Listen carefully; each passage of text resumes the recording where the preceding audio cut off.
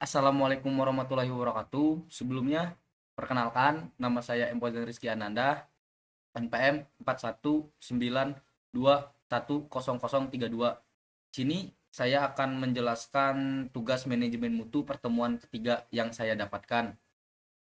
Baiklah, kita mulai. Apa itu manajemen mutu? Nah, manajemen mutu itu terdiri dari dua kata, yaitu manajemen dan mutu. Arti dari kata manajemen di dalam kamus KBBI, penggunaan sumber daya secara efektif untuk mencapai tujuan. Terus, arti kata mutu sendiri di dalam KBBI sendiri tersebut adalah ukuran baik buruknya suatu benda, derajat, atau taraf kepandaian atau kecerdasan. Terus, kita lanjut. Nah, manajemen mutu pada proyek konstruksi. Manajemen mutu itu sangat penting di dalam industri konstruksi karena itu dapat membantu mengurangi atau menghemat biaya dan dapat meningkatkan keselamatan yang dapat menghasilkan proyek yang lebih baik dan kepuasan pelanggan yang lebih besar. Terus, rencana pengendalian mutu konstruksi dijelaskan di dalam dokumen yang disusun oleh manajer pengendalian mutu yang mengurangi bagaimana pengendalian mutu dan proses yang diterapkan pada proyek konstruksi. Terus, dokumen-dokumen untuk pengendalian mutu sendiri. Nah, di dalam melaksanakan pekerjaan pengendalian mutu itu dibutuhkan beberapa dokumen penting. Dokumen-dokumen ini menjadi acuan pengerjaan proyek sehingga pelaksanaan proyek dan hasilnya sesuai dengan pencapaian. Adapun dokumen-dokumen ini meliputi sebagai berikut. Yang pertama, itu ada spesifikasi teknis. Yang kedua, itu ada dokumen administrasi. Ketiga, itu ada instruksi teknis. Keempat, ada rencana mutu kontrak. Dan yang terakhir, yang kelima, itu ada gambar kerja. Baiklah, kita mulai dengan yang pertama, seperti yang dokumen-dokumen yang udah saya jelaskan tadi. Yang pertama itu ada spesifikasi teknis. Apa itu spesifikasi teknis? Spesifikasi teknis itu berisikan uraian yang disusun dengan lengkap dan jelas mengenai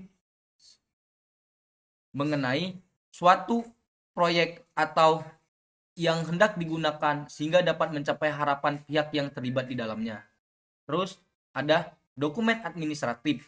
Dokumen administratif ini sendiri memang ada begitu banyak di dalam dokumennya. Administratif yang menyertai sebuah proyek itu khususnya untuk pengendalian mutu proyek. Dokumen yang dibutuhkan antara lain adalah hasil uji lapangan, request work, dan juga catatan-catatan penting di dalamnya. Terus, dan yang ketiga itu ada instruksi teknis.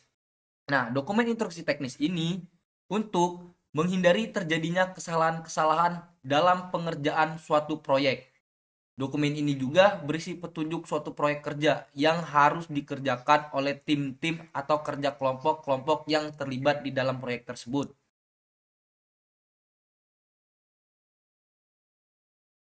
Terus ada rencana mutu kontrak atau yang sering kita kenal dengan RMK. Dokumen ini merupakan pedoman jaminan mutu dalam pelaksanaan sebuah proyek. Dokumen ini juga digunakan untuk memastikan bahwa hasil proyek sesuai dengan syarat-syarat teknis yang dicantumkan dan telah disepakati di dalam kontrak yang udah dibikin.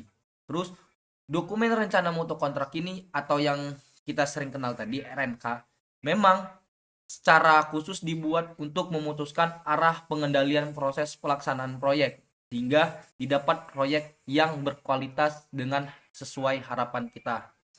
Terus yang terakhir itu ada gambar kerja. Nah, gambar kerja sendiri adalah gambar acuan yang dipakai untuk mewujudkan ide merancang ke dalam bentuk fisik. Oleh karena itu, setiap pihak yang terlibat di dalam proyek harus bisa memahami gambar kerja. Karena gambar kerja yang benar-benar akurat dan detail akan sangat membantu untuk mewujudkan sebuah proyek dengan tepat.